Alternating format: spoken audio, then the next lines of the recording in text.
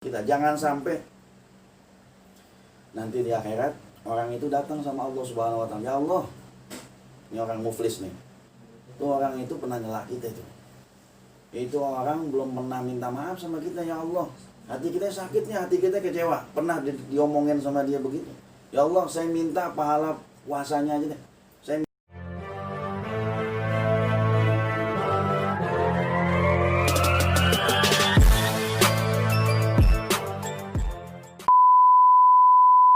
Assalamualaikum warahmatullahi wabarakatuh.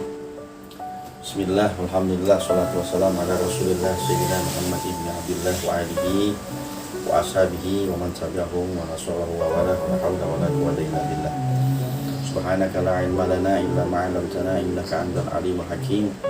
Rabbi shrah li sadri wa yassir li amri wa hlul 'uqdatam min lisan yafqahu qawli, amma ba'd.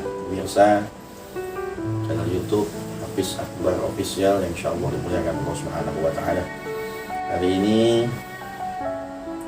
kita akan membahas satu golongan yang dikatakan oleh Nabi Muhammad SAW, yaitu golongan al-muflisin. Muflis itu asal katanya adalah bangkrut. Bangkrut itu bisa dikatakan adalah orang yang memiliki segala sesuatu. Ya. Dia kira hal ini bisa dia bawa nyampe ke akhirat, tapi ternyata segala sesuatu itu terlepas dari dia. Padahal udah jelas dan itu jadi milik dia. Itu al-muflis namanya. Jadi muflis itu adalah bangkrut dalam arti amalan yang seharusnya milik dia malah bukan jadi milik dia.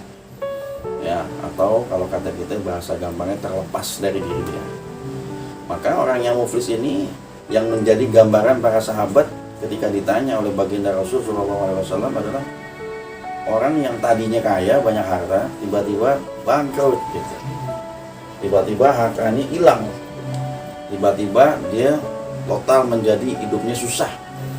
Nah, maka di sini dikatakan dalam hadis Nabi Muhammad SAW menyatakan al-muflisu fina man atadruna mal muflisu qalu innal muflisa faqala la dirhamalahu wala maca'a min ummati may ya'ti yaumal qiyamati bi sholatin ya'ti qad syatama hadza wa qadhafa wa siyamin wa zakah wa ya hadza akala mala hadza wa safaka dama hadza wa daraba hadza wa yu'ta hadza min hasanatihi wa hadza min fa'in faniyat hasanatuhu qabla ayyuqda hasanatihi ma'alaihi akhidha min khatayahum fatarihat ala thumma tariha finnar.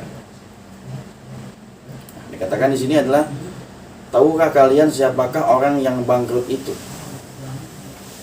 Ya. Di sini dikatakan mereka menjawab para sahabat, orang yang bangkrut di kalangan kami adalah orang yang tidak memiliki dirham dan tidak pula memiliki harta dan barang. Ya, artinya dia nggak punya apa-apa. Yang dia milikin selama ini, tiba-tiba harta itu berpisah dengan dia.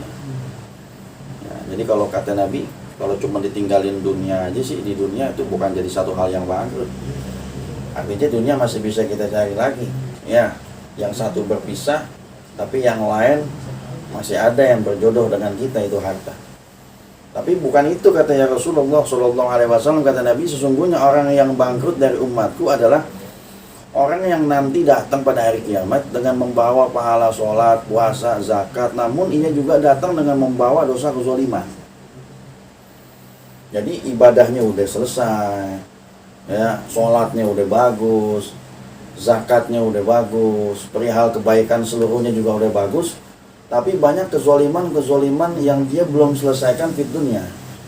Apa sih zalim? Zalim itu definisinya adalah tidak menempatkan sesuatu pada tempatnya. Itu namanya zalim. Jadi zalim itu adalah sesuatu yang bukan milik kita, kita ambil. Bisa dengan paksa atau dengan lain sebagainya, atau kita merusak hak orang lain di situ. Ya, ada hak orang lain yang kita ambil. Ada hak orang lain yang kita zolimin. Ada yang bukan milik kita pindah tangan kepada kita secara paksa, kayak lukotoh dan lain sebagainya. Itu yang dibilang zolim. Jadi yang namanya zolim itu adalah perbuatan yang tidak ada di dalam syariat kita. Jadi di sini dikatakan ini orang udah bawa pahala puasa, udah bawa pahala sholat, udah bawa pahala zakat, namun dia juga datang membawa satu kezaliman terbesar. Ya, yang pertama orang yang bangkrut kata Nabi adalah orang yang pernah mencela saudaranya. Ya, kalau kata mencela ini orang yang suka ngatahin saudaranya. Kalau kita lihat orang kalau ngatain, kadang-kadang dari mulut kita ringan, nyela orang itu paling gampang. Tapi kadang-kadang orang yang nerima celaan dari kita itu ada yang nyimpennya di kuping doang, ada yang nyimpennya sampai masuk ke hati, ada yang nyimpennya sampai ke hati yang terdalam. Wallah, kita kagak tahu tuh orang nyimpen di mana letak waktu kita nyela dia. Ini yang jadi susah buat kita. Artinya apa? Kadang-kadang segala sesuatu itu yang terkait sama orang memang lebih sulit daripada yang terkait sama Allah Subhanahu wa Ta'ala. Kalau Allah selama kita di dunia, selama kita minta ampun, selama kita tobat dengan benar, selama kita istighfar dengan benar, insya Allah Allah pasti bakal mengampuni dosa kita. Tapi kalau manusia ini susah, Masya Allah. Urusan celak-mencela ini kadang-kadang kita nggak terima dengan sesuatu hal yang memang nggak pantas diucap sama kita. Makanya kata Nabi, terkait dengan mulut kita ini bagian dari harimau kita, bahaya. Ya, kalau kita nggak bisa jaga mulut kita, banyak yang tersakiti orang. Bahkan dikatakan oleh Sayyidina Abu Bakar Siddiq rahimahullah ta'ala dalam kitab Nasul Ibad, itu orang yang nggak bisa jaga mulut itu banyak mengecewakan manusia yang lain. Ya, kalau orang yang rusak mulutnya pasti rusak hati orang semua. Artinya mulut kita rusak, hati orang bisa celaka sama kita. Banyak orang kecewa sama kita. Nah, yang lebih parah ini, bagaimana kalau kita ngecewain orang yang udah puluhan tahun yang kita belum minta maaf sama dia? Masya Allah. Jadi ini nyela nih adalah bagian dari kezaliman. Kenapa? Bahkan dikatakan kalau antum menyela manusia sama dengan dia menyela apa yang Allah ciptain sama dia. Ya, karena kalau kita lihat ini manusia biar katanya begitu bentuknya, Allah juga yang nyiptain. Kalau ente celah manusianya, berarti ente celah Allah Subhanahu wa Ta'ala. Ente celak gelas misalkan, ya gelas ini yang nyiptain manusia, ente bilang jelek ini gelas, sama aja ente ngelak orang yang buat gelas itu. Kalau ente celak manusianya, sama aja ente celak Allah Subhanahu wa Ta'ala. Padahal Allah Subhanahu wa Ta'ala begitu sempurna menciptakan semua manusia. Namun antara muka, wajah dan lain sebagainya, ya itu memang keadaannya beda-beda semuanya. Tapi nggak ada celah tuh buat kita ngelak manusia. Kenapa? Kalau kita ingat siapa penciptanya, yaitu Allah Subhanahu wa Ta'ala. Kita tahu bahwa Allah yang menciptakan segala sesuatunya, insya Allah kita nggak bakal ngelak mulut kita. Jadi ini nyela ini memang perihal yang ringan banget, sangat ringan sekali. Cuman wallahu a'lam bishawab, kita nggak pernah tahu orang nyimpen apa aja yang udah kita celah sama orang itu. Kita nggak tahu dia nyimpen di sebelah mana itu sakit hati dia selama kita celahnya. Maka ayuhal ibad, ini jadi perhatian kita. Jangan sampai nanti di akhirat orang itu datang sama Allah Subhanahu wa Ta'ala, ya Allah, ini orang muflis nih, itu orang itu pernah nyela kita itu orang belum pernah minta maaf sama kita, ya Allah, hati kita sakitnya, hati kita kecewa, pernah diomongin sama dia begitu, ya Allah, saya minta pahala puasanya aja deh, saya minta pahala sholatnya aja deh, saya minta pahala sholat sunnahnya aja deh. Ini yang dikatakan muflis, artinya begini, ibadah mati-matian kita kerjain di dunia, tapi ketika di akhirat, ibadahnya cuma jadi tagihan orang doang. Yang satu minta pahala puasa, yang satu minta pahala dosa, ya yang satu minta pahala ibadah sholatnya, yang ini minta pahala, sampai pahalanya habis. Bahkan dikatakan oleh sahabat, ya Rasulullah, kalau pahala dia habis bagaimana? Atau enggak dia orang yang nggak punya kebajikan sama sekali? Oh gampang, kata Nabi. Biarin kalau memang kebajikan udah habis, biar dosa kita yang dicela sama dia, biar kita kasih dia dosanya. Masya Allah, udah pahala kita nggak punya, dosa yang kebobrokan kita sama dia. Ini yang dikatakan muflis. Dari sini kita berangkat ibadah, sampai ternyata ketika nyampe di akhirat, ibadah kita berantakan, dapat tagihan dari orang-orang lain. Ya, ini yang terkait dengan sesama manusia. Maka saya bilang, terkait dengan urusan manusia itu lebih berat daripada terkait dengan urusan Allah Subhanahu wa Ta'ala. Yang kedua, menuduh tanpa bukti. Kalau kata kita fitnah, ada dua ayat di Al-Quran tentang fitnah. Ada al-fitnatu asyaddu minal qatl, ada al-fitnatu akbaru minal qatl, ada al-fitnatu akbaru minal qatli. fitnah itu lebih besar daripada pembunuhan. Atau yang kedua, al-fitnah itu asyaddu minal qatl. Fitnah itu lebih dahsyat dari yang namanya membunuh. Kenapa? Orang kalau ngebunuh bukan cuma karakternya yang dibunuh, tapi jiwanya dibunuh. Orangnya udah kagak ada di sini. Itu namanya membunuh. Tapi kalau orang memfitnah, orangnya masih hidup, tapi karakternya yang dibunuh sama dia. Makanya orang kalau udah memfitnah itu sama juga membunuh karakter orang lain. Contoh, dia nggak pernah nyuri, yang dia tuduh mencuri. Karakternya rusak akhirnya. Itu orang semua jadi ngelihat dia sebagai pencuri, padahal dia nggak nyuri. Antum nuduh dia mencuri, maka tuduhan ente sebagaimana orang ngelihat dia pencuri, maka karakter orang itu hilang di masyarakat. Terus yang kedua, orang itu udah jadi jelek, antum nggak bakal bisa ngebalikin kiprah orang itu lagi, ngebalikin karismanya orang itu lagi yang udah antum jatuhin. Itu yang namanya fitnah. Pernah terjadi suatu saat fitnah itu jatuh kepada Nabi Yusuf alaihissalatu wassalam. Nabi Yusuf pernah difitnah karena ini perempuan udah demen banget sama Nabi Yusuf, yang namanya Zulaikha. Ya, saking dia demen sama Nabi Yusuf sampai dia pengen menghalalkan segala cara sama Nabi Yusuf. Padahal ini Zulaikha ini ratu permaisuri dia. Tapi saking kepengen sama Nabi Yusuf, nggak kuat, nggak tahan. Saking gantengnya Nabi Yusuf sampai dia pengen melakukan hal-hal yang nggak diinginkan bareng sama Nabi Yusuf. Ya, jadi orang tuh kalau udah ngikutin nafsu sampai hina begitu, Masya Allah. Apa yang terjadi? Nabi Yusuf nolak. Beliau Nabi, beliau Rasul, nggak mungkin melakukan hal-hal yang nggak diinginkan, yang nggak boleh di ajaran syariat kita. Apa yang terjadi? Dipaksa Nabi Yusuf alaihissalatu wassalam.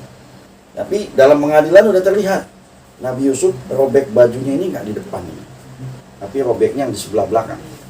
Kalau robek di bagian depan, mungkin Nabi Yusuf yang buka bajunya. Kalau robek di bagian belakang, berarti Nabi Yusuf ditarik, dipaksa dia. Tapi karena posisinya memang Zulaikha ini adalah pembesar, tetap Nabi Yusufnya masuk penjara. Ini fitnah. Apa yang terjadi? Waktu itu Zulaikha dikasih tahu sama, kalau kata kita, sohib-sohibnya Zulaikha. Ya Zulaikha, ente hina banget sih demen sama budak. Ya enggak? Masa ente sekelas permaisuri demennya sama budak? Apa kata Zulaikha? Ya ente belum pernah lihat yang aneh demenin nih. Ya enggak? Ini yang aneh demenin orangnya enggak sembarangan. Oke deh, biar ente lihat kenapa yang aneh sampai tergila-gila model kayak gini. Nanti ente lihat. Suatu saat dikumpulin ibu-ibu yang ngomong nih, nyepelin Zulaikha. Waktu itu dikasih satu buah yang dibarengin sama pisau, disuruh ngupas. Nabi Yusuf suruh lewat doang, kagak berhenti. Waktu Nabi Yusuf lewat, ibu-ibu ngeliat sampai dia nggak berasa dia ngupas tangannya sendiri. Apa kata ini? Apa dikatakan dalam Al-Quran? Apa kata ibu-ibu itu? Ya Allah, itu orang apa malaikat, ganteng yang luar biasa. Pantesan Zulaikha demen banget, pantesan sampai bela-belain mitnah, pantesan sampai segala macam. Artinya terpancing segala sesuatunya. Oh, luar biasa. Jadi ini yang namanya tuduhan atau yang namanya fitnah. Jadi fitnah itu harus ada buktinya. Kalau misalkan dia mau menuduh segala sesuatu harus punya bukti. Kalau nggak pakai bukti namanya fitnah. Maka dalam Islam diatur semuanya. Ya, ada orang fitnah berzina, ada orang yang ngelaporin tentang zina, saksinya harus 4. Ada tuduhan mencuri, ada punya saksinya. Kenapa sih dalam Islam kudu semua ada saksinya? Karena jangan sampai dia menuduh tanpa bukti. Itu yang kita hindarin. Ya, kalau sampai menuduh tanpa bukti masuk dalam kategori zolim. Kalau dari kategori zolim kita masuk dalam muflis. Kalau dia muflis, amal ibadah kita semua bakal diangkut semua sama orang yang pernah kita tuduh, yang pernah kita fitnah. Itu yang kedua. Yang ketiga, memakan harta yang bukan hak kita. Contoh terkait dengan urusan warisan, yang dimana seseorang terambil haknya sama orang lain, atau terambil haknya oleh saudaranya sendiri, atau bagian-bagian yang ringan dah, memakan harta yang bukan milik kita. Contoh, ada barang yang kita temuin yang bukan milik kita. Kalau bahasa Arab namanya luqotoh, nemu di jalan. Kalau kita kan status dalam barang yang nemu di jalan kan bukan punya siapa-siapa. Jangan kita amalin, jangan nemu duit di jalan kita masukin kotak amal, kagak boleh. Ya, kenapa kagak boleh? Karena itu kan bukan punya kita. Kalau mau beramal punya kita sendiri, jangan punya orang lain. Terus orangnya datang punya, Pak, ini duit yang tadi di sini nemu kan? Nemu, alhamdulillah udah saya amanin. Udah saya masukin kotak amal. Wah, kagak sah kotak amal. Kenapa? Ya antum kalau mau beramal pakai duit sendiri, jangan pakai duit orang. Ini memakan harta nih namanya. Orang yang memakan harta bukan pada haknya. Atau orang yang memakan harta orang lain, dia berhutang dengan puluhan tahun yang lama yang dia nggak kembaliin lagi. Hati-hati. Kalau udah makan harta orang tanpa haknya, masuk dalam kategori zalim. Dan besok orang yang pernah diutangin gitu, yang kita ngutang sama dia, besok dia bakal datang di hari kiamat, dia nagih gitu. Ya kak? Dia minta bagian, ya Allah, duit saya pernah masuk di sebulan. Belum saya halalin, belum saya jadiin hibah, belum saya jadiin apa-apa ya Allah. Terus saya minta amalannya aja deh ya Allah. Kalau nggak ada amalan ini orang gak punya kebaikan sama sekali, ya Allah, ya udah dosa saya aja deh buat dia deh. Tuh orang yang berutang, orang yang makan harta tanpa hak. Orang yang makan harta orang lain yang memang bukan milik dia, walaupun kecil. Ingat, Allah Subhanahu wa Ta'ala, dia punya mahkamah itu sangat bijaksana. Alaihissallahu bi ahkamil hakimi. Ketahuilah bahwasanya Allah Subhanahu wa Ta'ala ketika menghakimi segala sesuatu sangat bijaksana, sangat adil dan luar biasa. Bahkan nggak ada sama sekali kebijaksanaan, ya, pengadilan selain pengadilan Allah Subhanahu wa Ta'ala yang paling adil. Ingat, sekecil apapun semua bakal diadili oleh Allah Subhanahu wa Ta'ala. Ya, kalau masih ada keberatan sama orang ini, dicari lagi terus. Yang jadi kita kebayang, kalau harta di rumah kita punya harta orang lain semua, Masya Allah. Itu bagaimana kejadiannya? Si Fulan ngambil amal, si Fulan ngambil amal, si Fulan naruh dosa sama yang ini muflis sudah nih orang.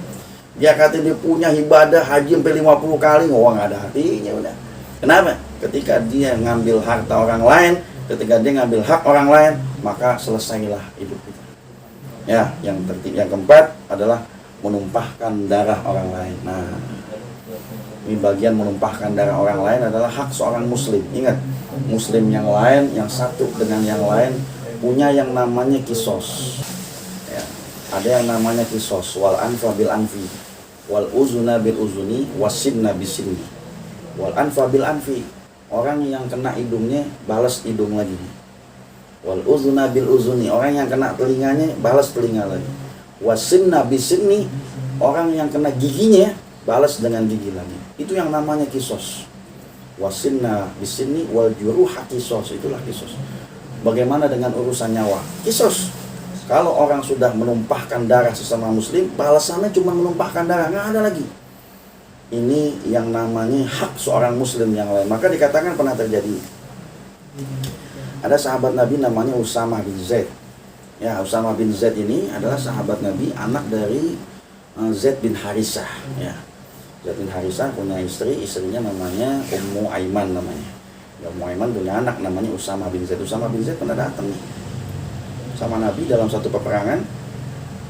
Ketika berperang, tiba-tiba ada orang yang bermusyahadah, ucap lafaz Allah, saya bersaksi tidak ada Tuhan selain Allah, saya bersaksi bahwa tidak ada Tuhan selain Allah, dan saya bersaksi bahwa Nabi Muhammad adalah utusan Allah Subhanahu wa Ta'ala. Itu lagi ngomong kayak gitu, tetap dibunuh sama Usamah bin Zaid. Ya, mengalirkan darah. Ini tersiar kabar sampai ke Nabi. Nabi tanya, kata Nabi, ya Usamah, saya dengar kabar ada orang udah bermusyahadah, kok ente tetap bunuh? Ya Rasulullah, kata Usamah bin Zaid, itu orang dia baca syahadat cuman buat nutupinnya aja, karena dia udah terdesak, ya kak, karena dia udah terdesak, makanya tetap aja saya bunuh. Kenapa? Karena syahadat dia cuma buat nutupin gitu doang ya Rasulullah. Nabi tanya lagi yang kedua, walaupun dia udah ngucap syahadat, jawab lagi sama Usamah. Nabi tanya lagi yang ketiga, walaupun dia udah ngucap syahadat, ya Usamah, kagak ada urusan pura-pura dalam syahadatnya ada. Kalau dia udah bersyahadat kepada Allah Subhanahu wa Ta'ala, dia udah bersyahadat kepada baginda Rasulullah SAW, maka haram darahnya itu ditumpahkan. Sebagai gantinya waktu itu akhirnya Usamah bin Zaid membebasin budaknya. Nah itu yang terjadi, artinya nggak bisa menumpahkan darah begitu aja, nggak boleh. Dan ini masuk dalam kata zalim. Dan ini yang paling terbesar, karena membunuh hak muslim yang lain dengan muslim yang lain. Maka ini yang bakal ditagih nanti di sisi Allah Subhanahu wa Ta'ala, dan nanti bakal dipertanggungjawabkan di sisi Allah Subhanahu wa Ta'ala. Jadi Usamah bin Zaid pernah terjadi hal yang semacam itu. Yang keempat, memukul orang lain tanpa hak. Nah, memukul kalau kata kita nyentuh. Kita mukul itu dalam syariat ada bab tentang memukul, tapi memukul yang sifatnya ngasih pelajaran. Contoh, dalam Quran dinyatakan anak 10 tahun kalau kagak sholat dipukul. Pukulannya juga yang penuh dengan pelajaran. Apa maknanya? Mukulnya bukan mukul yang melukai. Dalam syariat kita dilarang, terutama maaf, ini mukul bagian kepala ini nggak boleh. Ya, ini kepala ini ada sensorik, ada motorik, ini nggak boleh dipukul. Ada bagian muka. Kenapa bagian muka nggak boleh dipukul? Karena bagian muka ini orang yang pertama kali dilihat tuh muka. Ya sebelum dia kerja, sebelum dia nyari bini, orang kan lihat mukanya dulu. Untuk meyakinkan kalau lihat mukanya kayak begini dia orang baik atau bukan.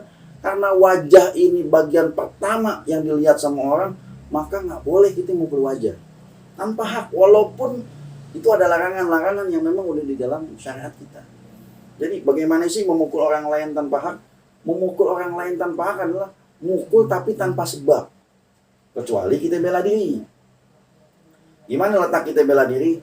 Istri kita, anak kita teraniaya, ya gak? Itu bukan bagian sabar, bukan tuh. Di situ babnya di mana kita harus bela diri kita. Kita bela istri kita. Kita bela anak kita. Kenapa? Karena posisinya dia udah teraniaya. Di sini bukan letaknya bab sabar lagi. Ketika kita ngebela diri kita, boleh atau nggak boleh, syariat mengatakan. Walaupun sampai mukul orang, walaupun sampai melakukan hal yang nggak diinginkan, tapi kalau kita yang membela diri kita teraniaya, itu dinyatakan boleh dalam syariat kita. Yang nggak boleh mukul tanpa sebab. Maka mukul tanpa sebab ini yang dikatakan dilarang dalam agama kita. Masuk dalam kezoliman dan ini bakal dituntut oleh Allah Subhanahu wa taala. Maka dikatakan di sini, maka sebagai tebusan atas kezoliman tersebut, diberikanlah kebaikan orang-orang itu hingga apabila kebaikannya telah habis dibagi-bagikan kepada orang-orang yang zolimi, sementara belum semua kezolimannya tertebus, diambillah kejelekan atau dosa-dosa yang dimiliki orang yang dizoliminya, lalu ditimpakan kepada dia, kemudian dilemparkan ke dalam neraka. Hadis riwayat Muslim 6522. Nah, ini yang dikhawatirkan ya ibad. Jadi artinya ternyata kita di dunia ini bukan dituntut ibadah, harus menjaga ini semua. Ini yang terkait dengan hablum minanas, yang terkait dengan muamalah kehidupan kita antara muslim yang satu dengan muslim yang lain. Ingat, hubungan kita bukan hanya sama Allah yang namanya hablum minallah, tapi hubungan kita sama manusia juga penting. Ini yang perlu kita jaga. Dan ini yang tadi diriwayatkan oleh Imam Muslim terkait dengan hadis baginda Nabi SAW. Ini perlu kita hindari. Nggak ada guna ibadah kita banyak banget. Kalau ini kita lakukan, maka kita masuk dalam golongan orang yang muflis. Na'udzubillah min dzalik. Hadanallahu wa iyyakum ajma'in. Wassalamualaikum warahmatullahi wabarakatuh.